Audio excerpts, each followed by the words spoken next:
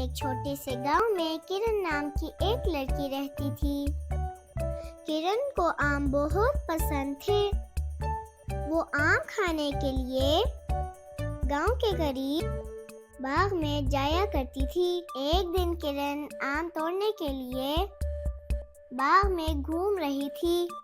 اچانک سے اس کی نظر ایک آم پر پڑی جو کہ چمک رہا تھا۔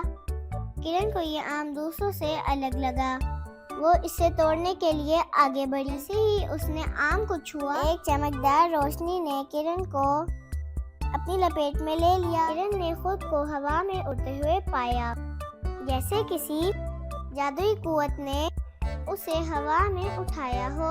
تھوڑی دیر کے بعد اس نے خود کو ایک جادوئی دنیا میں پایا، اور وہ اور بھی حیران ہوئی جب اس نے اپنے ارد گرد خوبصورت پریوں کو دیکھا۔ ایک پری کرن کے پاس آئی اور کرن سے کہا کہ وہ پریشان نہ ہو، وہ پرستان میں ہے۔ پری نے کرن کا ہاتھ پکڑا اور اسے پرستان کی سیر کرانے لگی۔ لیکن جیسے ہی اس جادوئی سرزمین پر سورج غروب ہونے لگا، کرن کو گھر جانے کی فکر ہوئی۔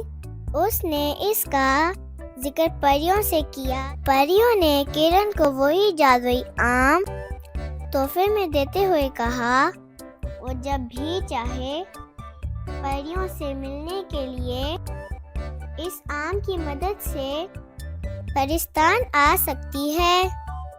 جیسے ہی کرن نے جادوئی آم کو چھوا، دوبارہ سے ایک روشنی اس کے گرد آ گئی اور اسے واپس اسی باغ میں لے جایا گیا جہاں سے اس کا سفر شروع ہوا تھا۔ کرن بہت خوش تھی۔